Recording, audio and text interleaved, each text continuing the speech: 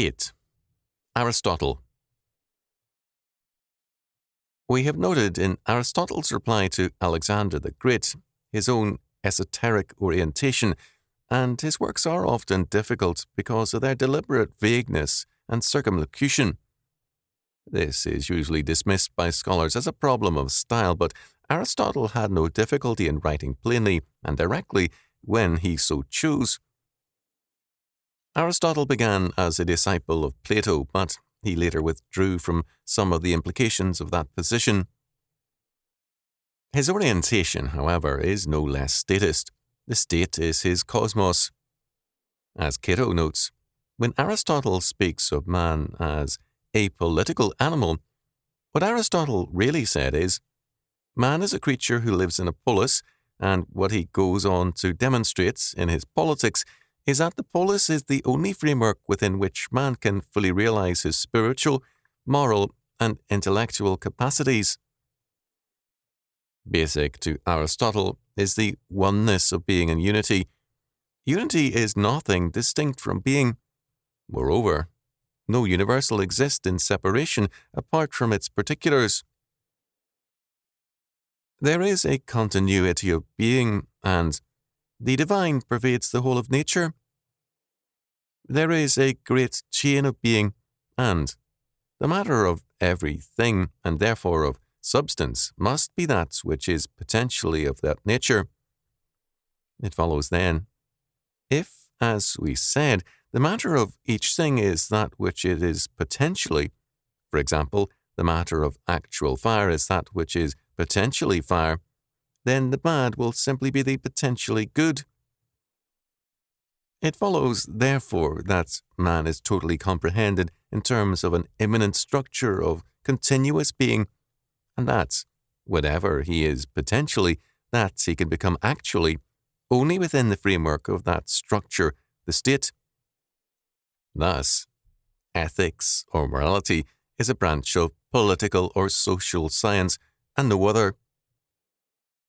Anaxagoras had posited a nous, or mind, as a physical entity and a mechanical device to make possible motion, growth, and change.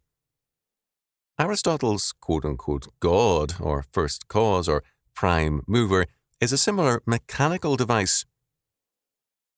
If causes were infinite in number, then knowledge of causes and knowledge itself would be impossible. But the function of this first cause is to guarantee knowledge, not to provide it. Things are still to be understood in terms of the continuum, not by reference to a first cause. Thus, we are told in both ethics and politics, man is a social or political animal. For Aristotle, as with Plato, justice has an exclusively socio-political meaning. For to do justice is to have more than one ought, and to suffer it is to have less than one ought. Justice is a mean, not in relationship to extremes, but as a permanent attitude of the soul towards the means. The apportionment of property is the illustration used to define justice. What he, the just man, will do is to give each his proportionally equal share, whether he is himself one of the parties or not. There is no transcendence here. Justice is within the framework of nature, which the Christian, unlike Aristotle, holds to be fallen, and the high point of order and justice within nature is the state. Men, of course, can become gods by sheer nobility of character, and there is an element of divinity in all men. If the intellect is divine compared with man, the life of the intellect must be divine compared with the life of a human creature. And we ought not to listen to those who counsel us, "O man, think as man should," and "O mortal, remember your mortality." Rather ought we, so far as in us lies, to put on immortality and to leave nothing unattempted in the effort to live in conformity with the highest thing within us.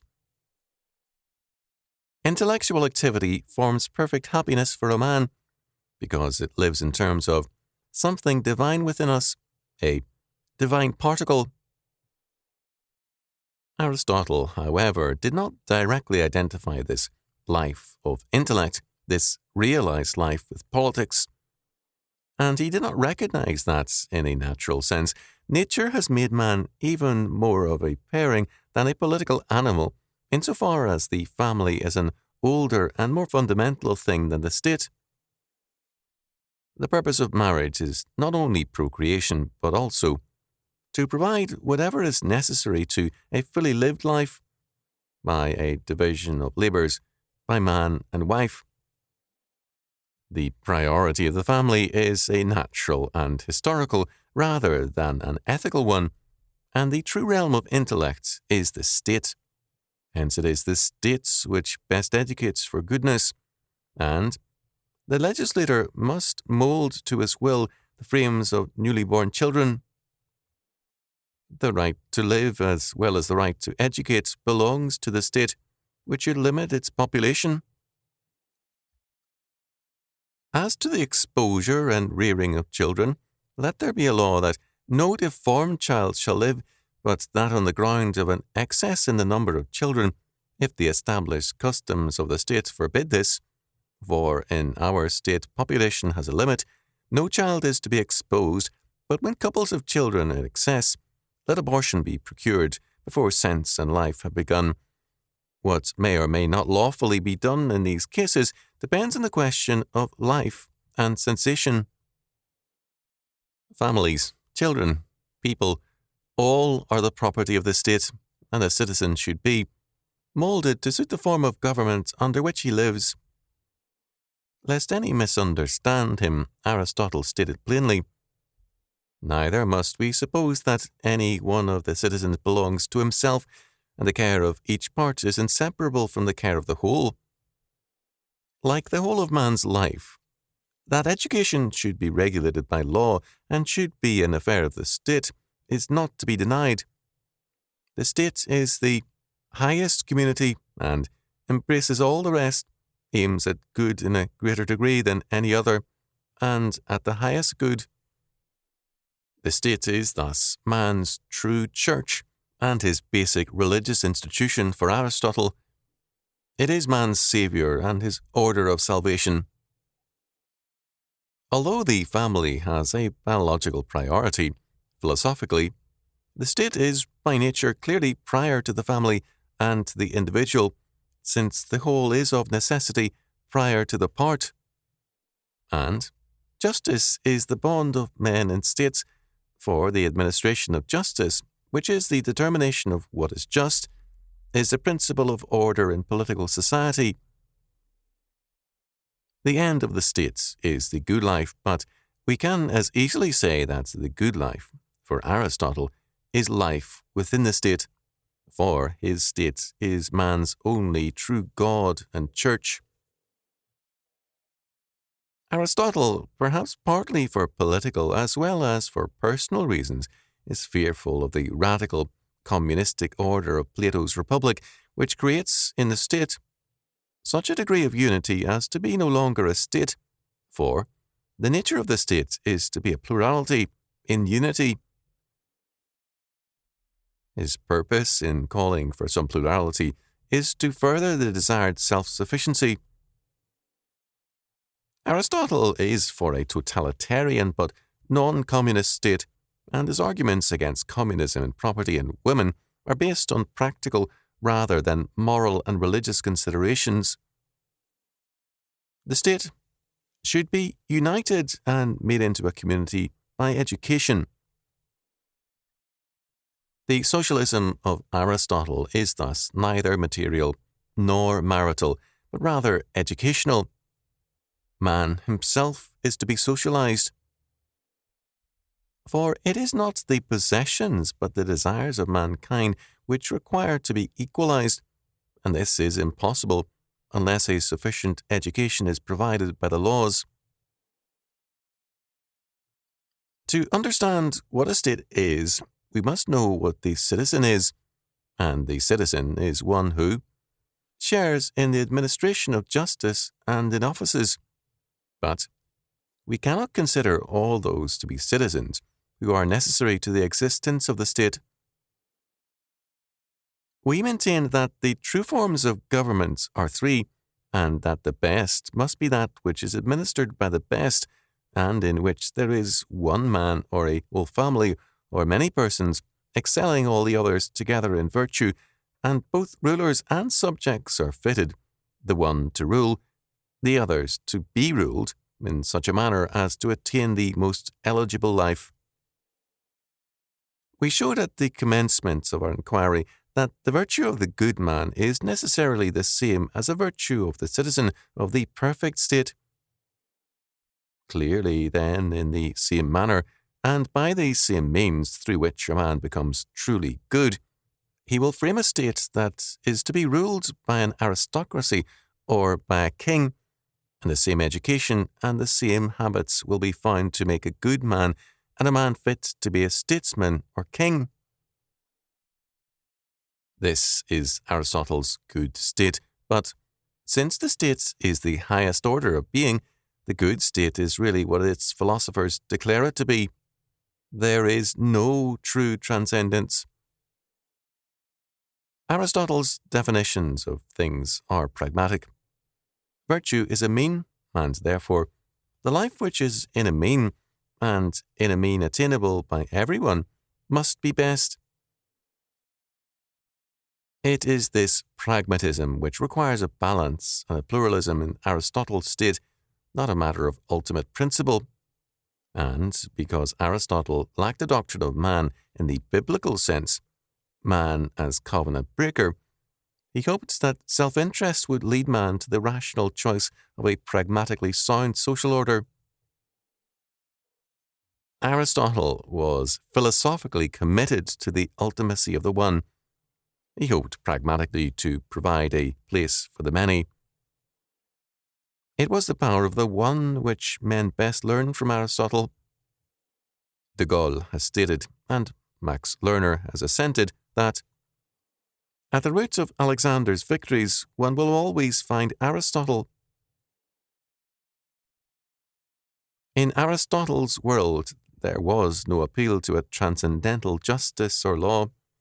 His universe was not the creation of God, nor was his God man's maker. Rather, man posited a prime mover simply to guarantee the validity of his own independent knowledge.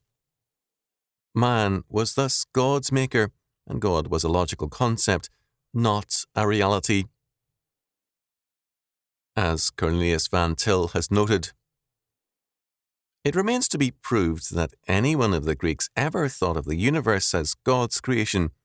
The term creation is used, to be sure, but the connotation of that term creation in Greek philosophy is always determined by the fact that the universe is thought of as having an eternal or semi-eternal existence alongside the existence of God. And if such is the creation concept of Greek thought, it is impossible that the immanence of God in the universe could mean anything else than a sort of identity with the universe. The God of Greek philosophy is neither exclusively deistic or exclusively pantheistic. As Van Til notes further, God would not be truly independent of the world unless the world were dependent upon God. No one is absolutely independent unless he alone is independent. There cannot be two absolutely independent beings. For the Greeks, the state was the highest order of being and man's truest life. The state was a human divine order in which the truth and oneness of being was most fully incarnated. Sallustius, who was cited together with Julian the Apostate by Gilbert Murray as the last protesting voice of the Greek tradition, declared that the rulers are analogous to reason. This was, to a very extensive measure, the first and last voice of Greek philosophy. Bauer, while seeing it in part as a denial of the whole Greek conception of man, cites another symbolic act in the decline of the Greek tradition. The ambitious Greek monarch of Egypt, Cleopatra, in her last hours, clothed herself in royal robes and put to her breast the asp, minister of the sun god Re, that she might be joined with him, her father, in death. But, in spite of Baura's qualification, the Greek state had no other destiny, unless it denied itself.